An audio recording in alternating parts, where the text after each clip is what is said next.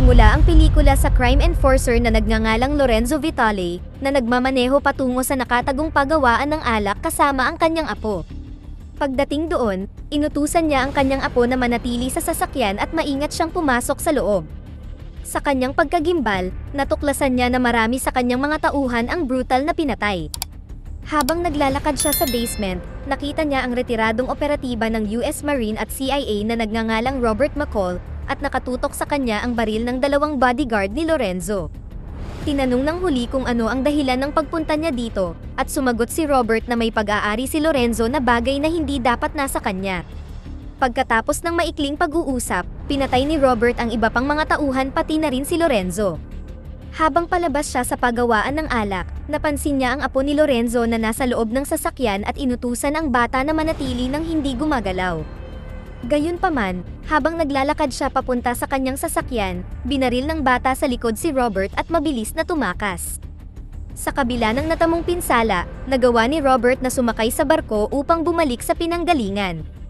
Kinagabihan, habang nagmamaneho sa Amalfi Coast, huminto si Robert at nawala ng malay dahil sa tama ng baril. Pagkaraan ng ilang sandali, natagpuan siya ng lokal na carabinieri na nagngangalang Gio Vanucci at nagpasyang tulungan siya. Dinala siya ni Gio sa nakahiwalay na bayan ng Italy sa Alamonte, kung saan ginamot siya ng doktor na nagngangalang Enzo. Nang magkamalay, ipinaalam ni Enzo kay Robert na iniligtas siya ni Gio. Nagtanong din siya kung ang nailigtas ni Gio ay mabuti o masamang tao, ngunit hindi alam ni Robert kung ano ang isasagot. Nang subukan niyang umalis, pinigilan siya ni Enzo, iginiit na ang sugat niya ay nangangailangan ng panahon upang maghilom, at inalok siyang manatili. Si Enzo ang nag-alaga kay Robert, at pagkatapos ng 3 araw na paggamot, ang huli ay nagsimulang maglakad sa pamamagitan ng tungkod. Isang araw, lumabas siya upang gumala sa bayan, at sinusubukan din niyang magtago mula sa mga pulis sa paligid ng mga lansangan. Sa kalaunan ay napunta siya sa maliit na restaurant kung saan nakilala niya ang may-ari at waitress na nagngangalang Amina. Nag-serve siya ng pinakamasarap nilang kape sa kabila ng pag-order niya ng tsaa. Di nagtagal, dumating si Gio sa restaurant para sa regular na pagbisita kasama ang anak niyang si Gabby at nakita niya doon si Robert. Habang kinakausap ni Amina ang kanyang anak, ibinigay ni Gio ang susi ng kotse ni Robert at nilinaw na hindi niya pinakialamanan ang kanyang bag. Binanggit din ni Gio na ipinarada niya ang sasakyan ni Robert sa likod ng istasyon at maaaring kunin ito kapag bumuti na ang pakiramdam niya.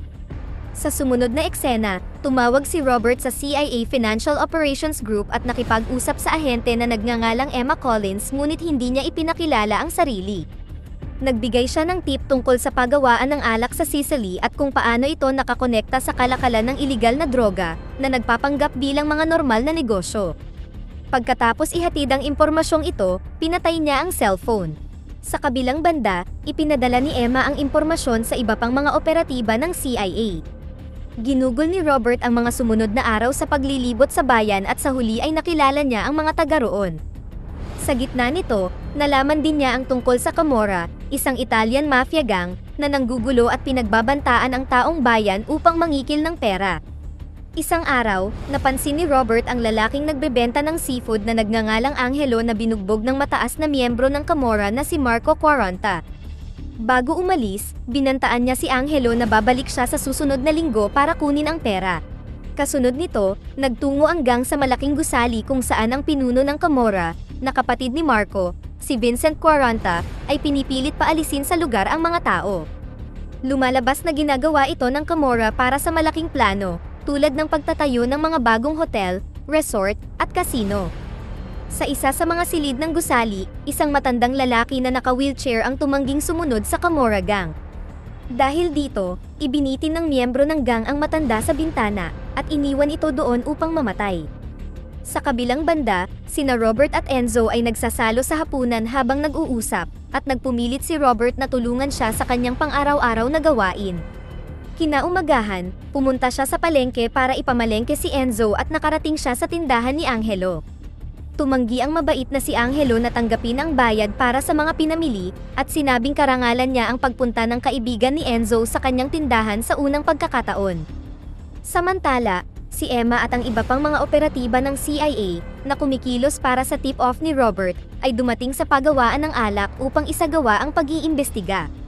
Doon, nadiskubre nila ang milyon-milyong cash kasama ang mga bag na puno ng mga illegal na narcotics na nakatago sa bodega.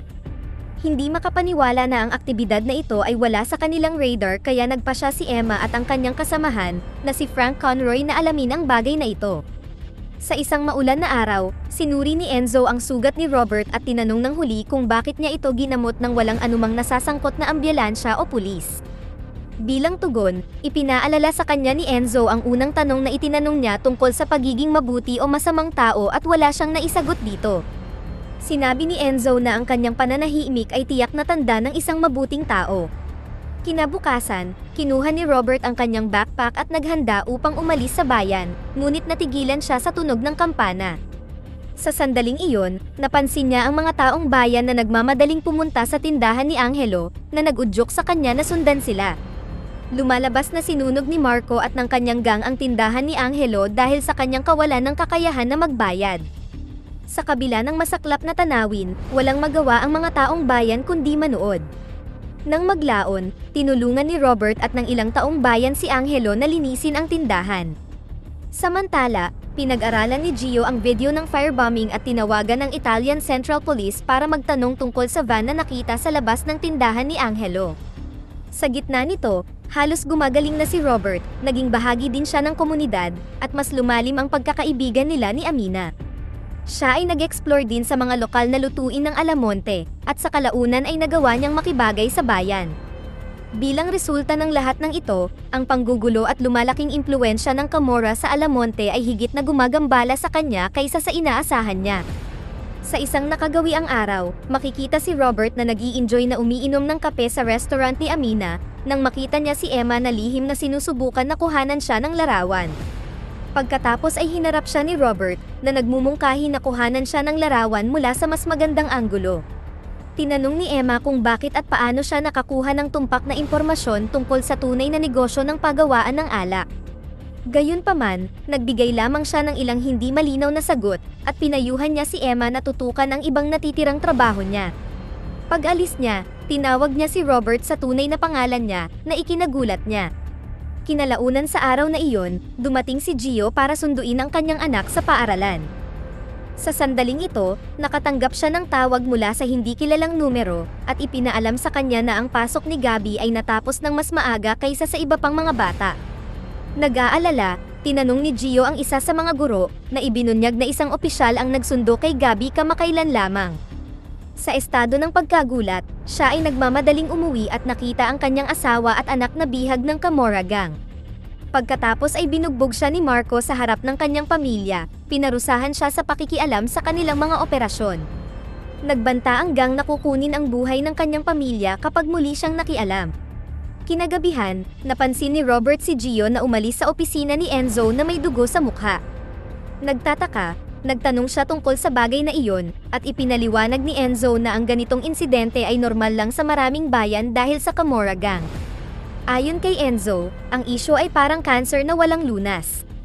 Kinabukasan, pumunta si Robert sa simbahan kung saan muli niyang nakatagpo si Emma.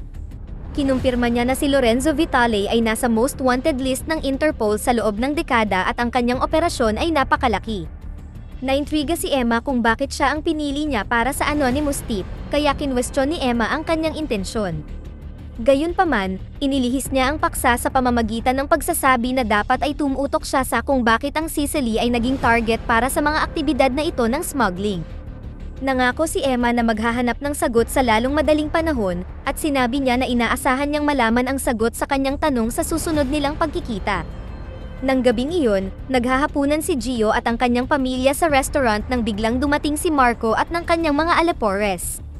Inutusan siya ni Marco na tulungan silang mag-set up ng bangka para sa pribadong layunin sa negosyo. Si Robert na nasa parehong restaurant ay narinig ang kanilang pag-uusap at hiniling na lubayan ang pamilya. Bilang tugon, binantaan siya ni Marco na huwag makialam sa mga bagay na walang kinalaman sa kanya. Sa mahinahong tono, ipinahayag ni Robert ang lumalagong pagmamahal sa bayang ito at sa mga mamamayan nito.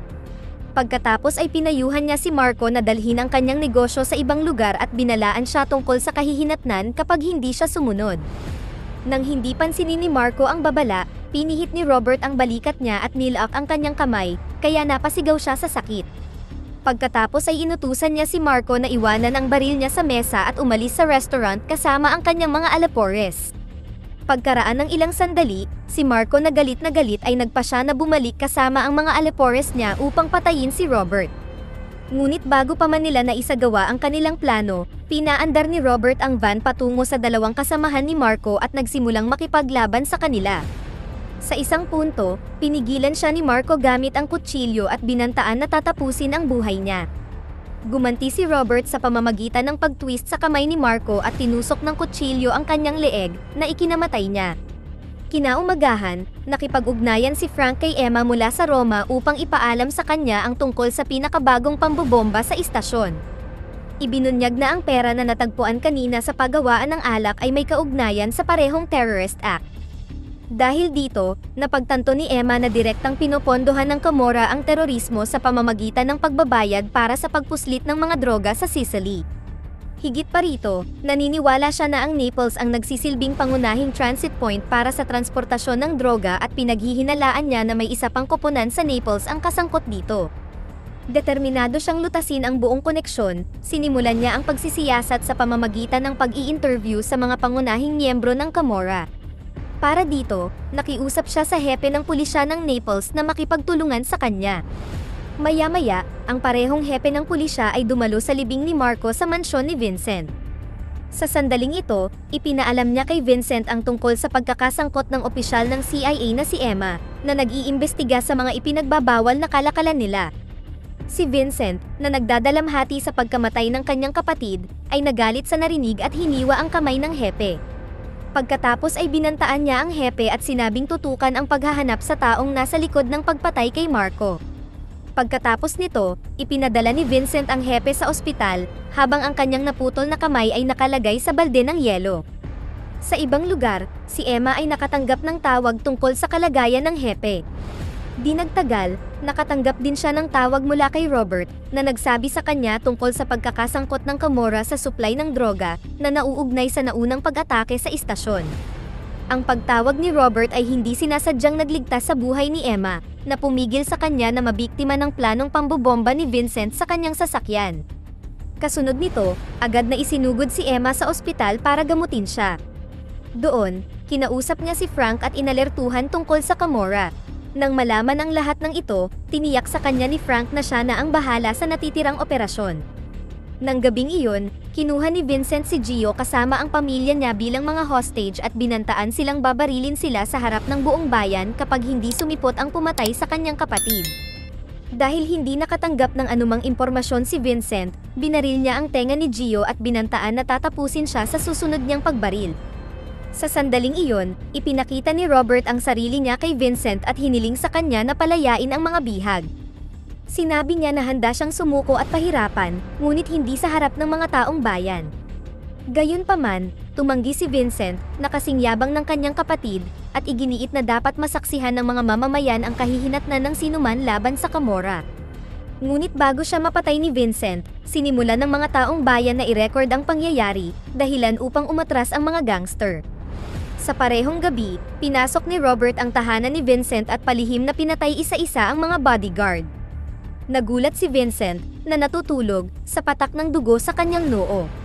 Ang salamin sa itaas niya ay biglang nabasag, ngunit kahit papaano ay nagawa niya makaiwas. Pagkatapos ay kinuha niya ang kanyang baril at sinubukan na kontakin ang mga namatay na miyembro ng gang. Di nagtagal, nilapitan siya ni Robert at pinilit siyang uminom ng nakamamatay na dosis ng kanyang mga droga. Sinubukan ni Vincent na tumakbo palayo sa mansyon, ngunit sinundan siya ni Robert. Sa kalaunan, ang gangster ay bumagsak sa kalsada ng Naples at sa huli ay bumigay sa labis na dosis ng droga. Kinaumagahan, binisita ni Robert si Emma sa ospital, na nagpahayag ng kanyang pasasalamat sa pagliligtas sa kanyang buhay. Naglagay siya ng isang bag ng pera sa sahig at ibinahagi ang kwento ng isang lalaking nagngangalang Greg Dyer, na nawalan ng pensyon dahil sa cyber attack. Dahil dito, napagtanto niya na sinundan ni Robert ang bakas ng pag-atake patungo sa paggawaan ng alak, pinatay si Lorenzo at ang mga tauhan, at nakuha ang eksaktong pera na ninakaw kay Greg. Nagtataka, tinanong niya kung magkaibigan sina Robert at Dyer, kung saan nilinaw niya na minsan lang sila nagkita. Sa sumunod na eksena, pumunta si Emma sa Boston para ihatid ang pera kay Greg at sa kanyang asawa. Nagtanong si Greg tungkol sa pagkakakilanlan ng mabait na tumulong sa kanila at nagtataka kung bakit ang isang taong tulad niya ay nag-effort para sa isang estranghero. Gayunpaman, tumugon si Emma na gusto rin niyang malaman ang dahilan. Pagkatapos niyang umalis, masayang kinausap ni Greg ang kanyang asawa na ayusin ang mga gamit dahil hindi na nila kailangang isakripisyo ang sariling bahay. Isang araw, sa punong tanggapan ng CIA sa Langley, Virginia, inabot ni Frank kay Emma ang isang pakete na naglalaman ng diary at sulat mula kay Robert. Laking gulat niya nang malaman na ito ang diary ng kanyang ina. Pagkatapos pagsama-samahin ang mga impormasyon, nalaman niya na si Robert ay walang iba kundi isang kaibigan ng kanyang mga magulang mula sa CIA. Sa huling eksena, makikita ang mga residente ng Alamonte na nagdiriwang ng kanilang tagumpay sa football match at nakilahok din si Robert sa pagdiriwang bilang isa sa mga mamamayan. Dito na nagtatapos ang ating kwento. Sana ay nagustuhan nyo, mag-subscribe na kung hindi ka pa nakasubscribe, pindutin na rin ang notification bell at like button upang matulungan ang channel, and leave a comment down below, and as always, thank you for watching.